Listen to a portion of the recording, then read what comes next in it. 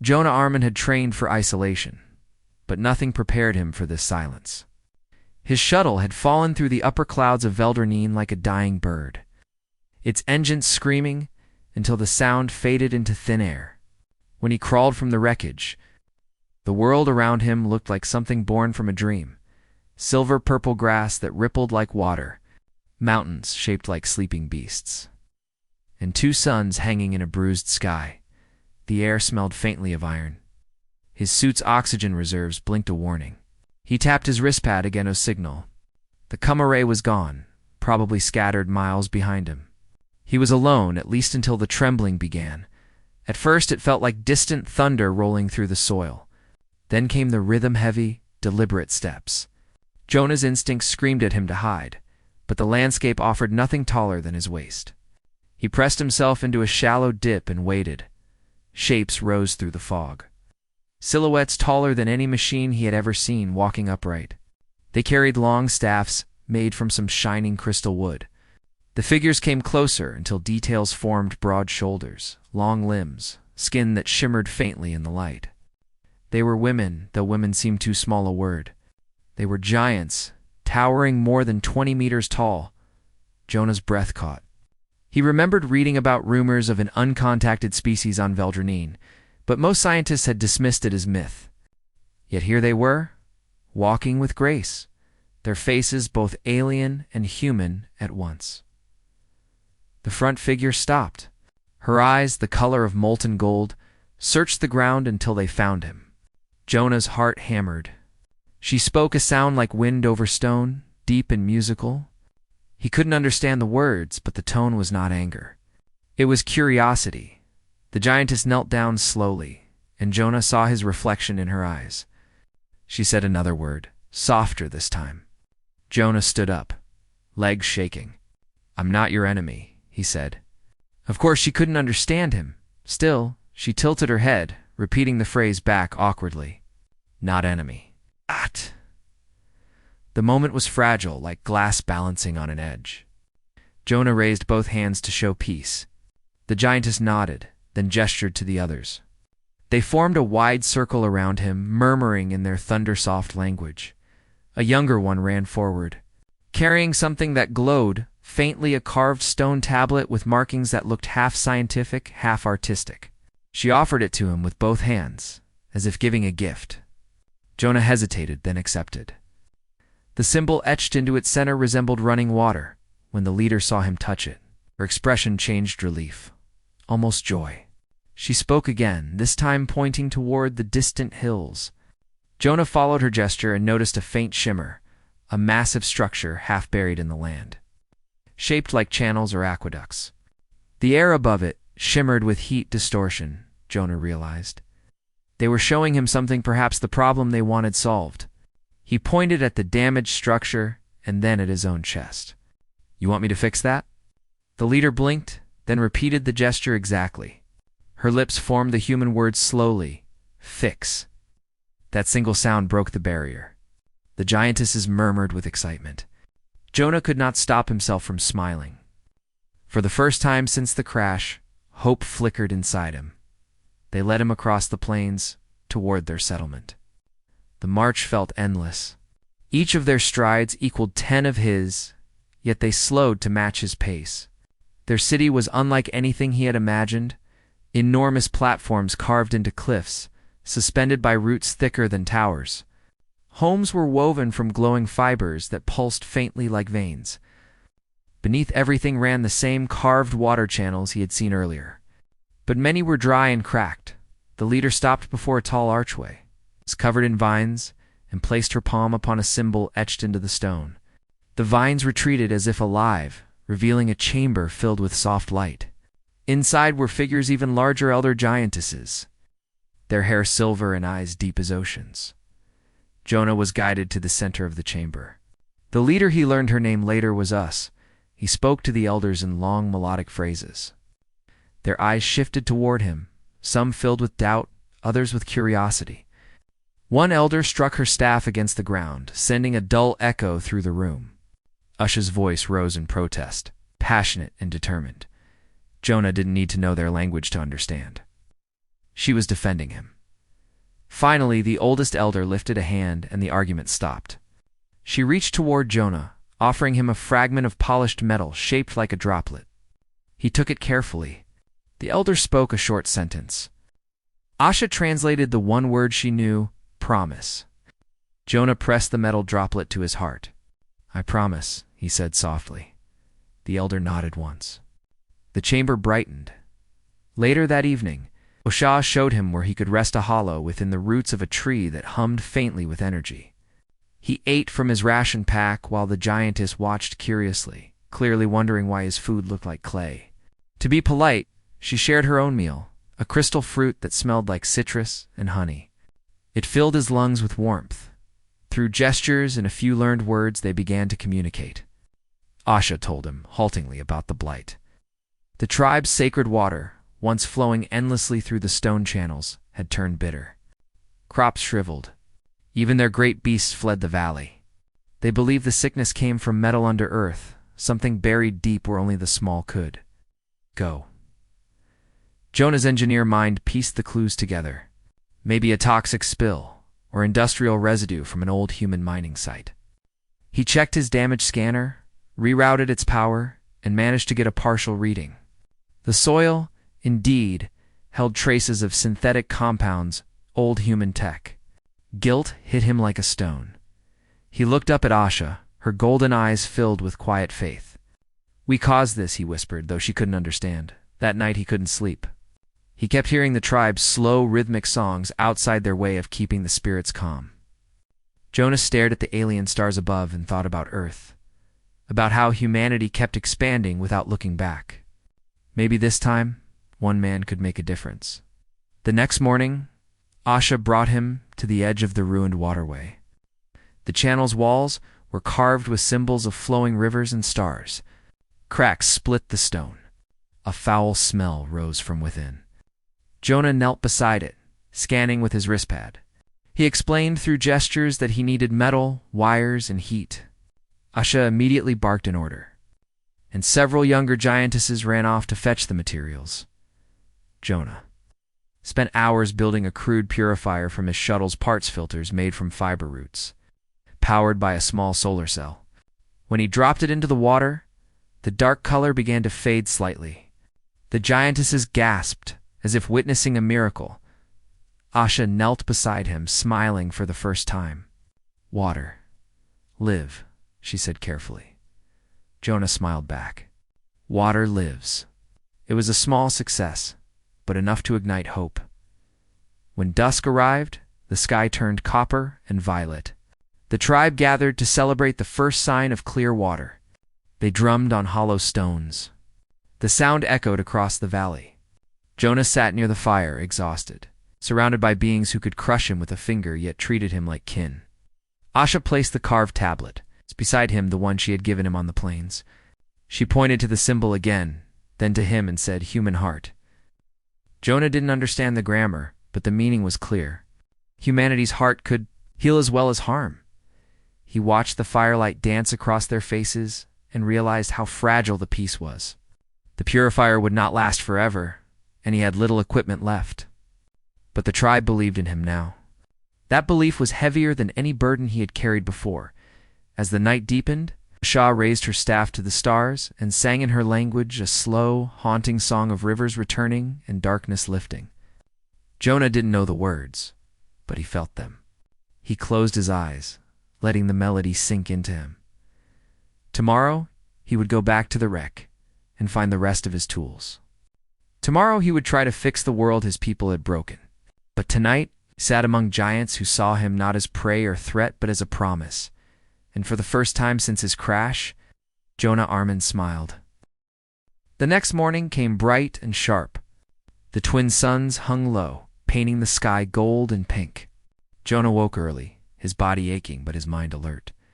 The purifier he had built still hummed quietly beside the cracked channel, drawing faint blue light from the solar cell. Around it, the water shimmered cleaner than before.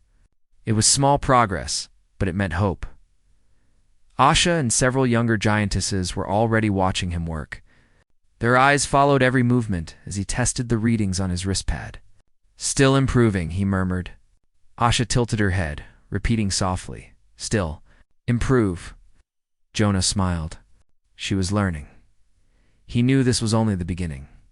The purifier could help a small stream, not an entire valley. The true source of the poison had to be deeper underground, maybe in the old tunnels he'd glimpsed on his map. He needed tools, more power, maybe even parts from his crashed shuttle, but reaching it would be dangerous. The plains between here and the wreck were filled with strange creatures. Jonah explained his plan through gestures, drawing in the dirt with a stick. He drew the wreck, the route, the purifier, and a big question mark beneath the hills. Asha studied his drawing, then nodded slowly. She turned to one of her warriors, a tall, quiet giantess with braided hair and markings on her arms. Varu, she said. Pointing toward Jonah, the warrior bowed.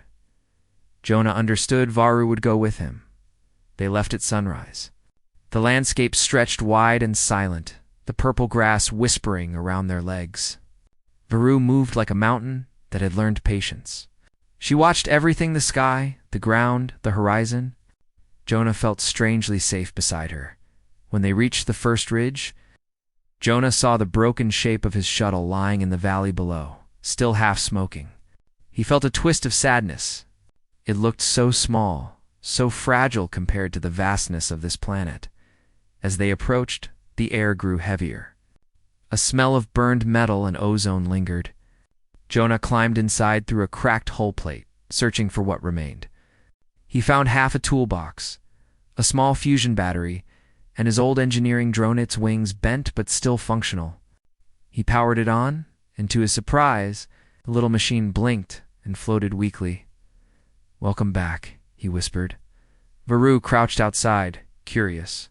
Her golden eyes widened when she saw the drone hovering near her face like a firefly. She gave a low laugh, a sound like thunder wrapped in warmth. Jonah grinned. "Friend," he said, pointing to the drone. Varu repeated, "Friend." They spent hours collecting supplies cables, sealant foam, carbon filters. When the sun started to set, Jonah heard a deep growl behind the wreck. He froze. Varu instantly raised her spear. From the shadows crawled a creature like a cross between a lizard and a wolf, with black glassy scales and 6 eyes. It moved fast. "Stay back," Jonah shouted, backing toward Varu. She didn't move. The beast lunged, but her spear struck midair, sending it crashing into a rock. The sound echoed across the valley. Another shape moved in the distance, then another. "There's more," Jonah breathed at. Varya looked down at him and nodded once. "Run." They ran. Jonah's lungs burned, his boots slipping on loose stones. Behind them, the creatures gave chase, their claws tearing into the earth. Varu turned suddenly, swung her spear, and struck one squarely, sending a shockwave through the ground. Jonah tripped, but rolled behind her, panting. The air filled with dust and the smell of ozone. When the noise faded, 3 of the beasts lay still. The rest retreated, growling into the darkness. Jonah looked up at her in disbelief. "You saved me," Varu smiled faintly. "Small one." "Slow," she teased in broken English. He laughed, shaking his head. "Yeah, I'm slow." They made camp on a rocky hill that night. Jonah patched his drone with the fusion battery, rerouted some circuits, and programmed it to scan deeper beneath the valley floor. Varu sat nearby, sharpening her spear with a stone, humming in a low tone that seemed both song and prayer. When dawn came, the drone's data confirmed Jonah's suspicion. Beneath the blighted waterway, an ancient mining pipe ran 4 kilometers, left over from an abandoned human corporation. It leaked synthetic waste into the underground rivers. Jonah stared at the screen, his heart heavy. It was humanity's fault after all. He returned with Varu to the tribe's valley. Asha met them at the gate, her expression tense until she saw Jonah unharmed. He showed her the readings, pointing at the map and miming an explosion underground. She understood enough to frown deeply. "Metal under earth," she said. "Bad." "Yes," Jonah replied quietly. "Very bad." They gathered the council that evening. The elders listened as Jonah demonstrated how the old human pipes poisoned the ground. Some murmured angrily. A few pointed spears at him, shouting words he didn't understand. Asha raised her staff to calm them. She translated slowly, explaining that Jonah wanted to fix the damage, not defend it. But trust was fragile. The tribe had lost too much. Finally, the eldest among them, the silver-haired matriarch who had given Jonah the droplet, stood and asked a single question. Can this small one heal what his kind broke? Jonah didn't understand the words, but he caught the tone. He straightened his back, met her gaze, and said firmly, I'll try. That night he worked non-stop beside the river, building a more powerful purifier. He used every scrap from the shuttle, mixing human tech with the Vera's natural crystal fibers. Varu helped him haul parts. Asha translated instructions to younger workers. The valley buzzed with cautious energy. They created long coils of biofilter roots, connected them to crystal conduits, and powered everything with the fusion battery. Jonah's hands were blistered, his clothes stained with oil, but he didn't stop. When the final switch clicked, the machine came alive, lights glowing pale blue. Water beginning to pulse through again, the first clear stream flowed down the channel. The tribe gasped. Children cheered. Asha knelt beside Jonah, her voice shaking. You make river live. Jonah smiled weakly. We did it together. But their celebration didn't last long. At the far end of the valley, a horn sounded a deep, booming note that made the ground tremble. The Car tribe had come. Jonah turned to Asha. Who are they? She clenched her jaw. Hunters. Take what die. Hate humans. Within moments, figures appeared on the ridge's giant warriors covered in black paint, carrying heavy bone weapons. They shouted across the plain, demanding tribute. Jonah couldn't understand, but he could feel the threat. Asha shouted back, defiant. The car responded with a roar and charged. Jonah's mind raced. The purifier was too fragile to survive a battle. Asha, we have to defend the valley. They'll destroy everything, he said, pointing at the machine. She understood. Show how, she said. Jonah glanced at the Tirana narrow channel, the cliffs, the dry riverbeds. We use the land, he said. He ran to Varu. Help me move those rocks. They set up simple traps, sliding stones, rope snares, reflective mirrors from shuttle panels to confuse the attackers. When the car reached the valley floor, sunlight flashed in their eyes, forcing them to slow. Varu and the others dropped the stones, sending a thunderous cascade that blocked half the path. Jonah used his wristpad to trigger the purifier's energy vents, releasing bursts of steam that created a fog around them. From within it, the Vera defenders appeared like ghosts, their size and voices magnified by the mist. The car hesitated, unnerved. Asha seized the moment, raising her staff high. No more death, she shouted in her language. Her voice echoed across the valley. The car's leader stared at Jonah, this small creature standing beside her, and lowered his weapon slowly. The battle didn't happen. Instead, both tribes stood in tense silence until Asha stepped forward and dropped her weapon on the ground. Water for all, she said, pointing to the flowing stream. The car murmured among themselves, confused but moved. Finally, their leader nodded once and turned away. The war was avoided. When peace settled again, Jonah collapsed beside the purifier, exhausted. Asha sat near him, her golden eyes filled with something he hadn't seen before. True respect. You fight not with blood, she said slowly, but with mind. Yarna smiled faintly. That's what humans do best. Think our way out. As night fell, the purified water shone under the stars like liquid glass. The tribe sang again, not of mourning this time, but of renewal. Children splashed in the clear stream, while elders placed their hands in the water and whispered blessings. Jonah watched quietly, feeling a strange warmth in his chest. For once he didn't feel like an outsider, but deep down, he knew it wasn't over. The poison might stop spreading, but the source still pulsed under the mountain Zan, ancient pipe leaking death drop by drop. If it ruptured again, everything they had built would be lost. He looked toward the dark ridge and whispered to himself, Tomorrow, I go down there. The night breeze carried the song of the giants through the valley. It was a melody of hope and warning both, and somewhere deep beneath the soil, the old machines of humanity still groaned in their sleep. The suns rose red over the valley the next morning. Mist curled above the newly flowing river, glowing like silver threads. The tribe sang softly as they worked, repairing water channels and tending to the clean soil. Children laughed again. For the first time in many seasons, life had returned to the valley. But Jonah Armon was not smiling. He stood on the ridge looking toward the dark mountains in the distance, the place where the poison began. He knew peace here was temporary. Unless the main leak was sealed, the blight would come back, maybe worse than before. He felt the weight of the small metal droplet hanging around his neck, the promise he had made to the elders. He could not break it. Asha approached, her steps soft even for a giant. Her golden eyes searched his face. "You go?" she said quietly. "Down under." Jonah nodded. "Yes, the poison starts there. I have to stop it." She frowned. "Dark there. No air. No light. Why you go?" He looked up at her and smiled sadly. "Because it's my fault. My people's fault. We left the machines here long ago. Now I'll make it right." Asha lowered her head.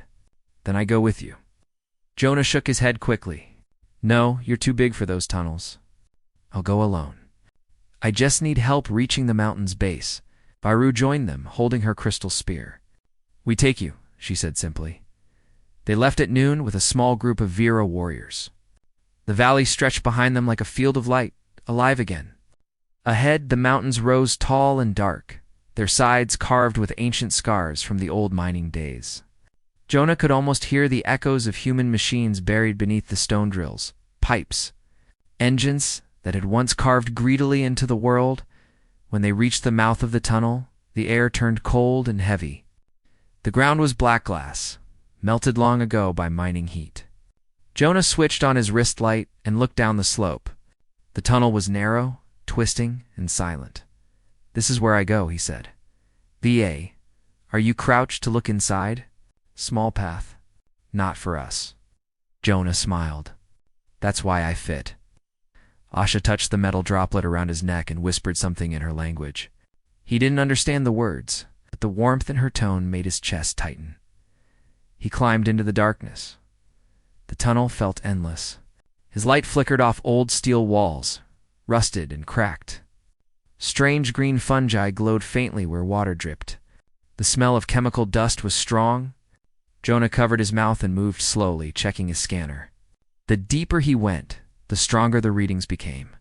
Finally, he reached a chamber that opened into a vast, hollow-in underground lake, shimmering with oily rainbow colors. In the center stood the cause, a broken pipe taller than a house, leaking glowing fluid into the water. The sight made his heart sink. He scanned the pipe. The leak had worsened. Pressure built behind it, trembling the metal. If it burst, the whole valley would drown in poison. Jonah set his pack down and began working fast. He unpacked sealant foam, welding gel, and power clamps. He had done this kind of repair 100 times before, but never in a place like this. Never alone with the weight of a world watching above as he worked. His wrist pad buzzed a weak signal connecting to the surface. He heard Usha's faint voice through static. "Jonah. Safe." He smiled, despite his fear. "Still here? Just fixing your planet's mistakes." Her reply came soft and broken. "Hurry. Ground shake." Jonah looked up. Dust was falling from the ceiling. The pressure inside the pipe was climbing fast. The ancient structure was failing. He had to release it safely. But that meant triggering the manual valve deep in the maintenance shaft to place. Flooded with gas, he hesitated for a moment. Then he whispered to himself, "You promised." He crawled into the narrow shaft, light flickering. His hands shook as he turned the old wheel. The valve refused to move. He pushed harder, muscles straining. Steam hissed. The scanner screamed warning signs. "Come on," he muttered. "Right." Gritting his teeth, the wheel jerked suddenly and began to turn. With a deafening roar, the pipe released a blast of hot vapor, flooding the chamber with white mist. The pressure dropped. The leak slowed, but the platform beneath him cracked. Jonah fell hard, hitting metal. Pain shot through his leg, but he ignored it. He reached for his wrist pad and sent a short message through the weak channel. It's done. Release flow topside. Above, Asha saw the purified water rush faster through the valley. The river grew stronger, carrying away the last traces of black residue.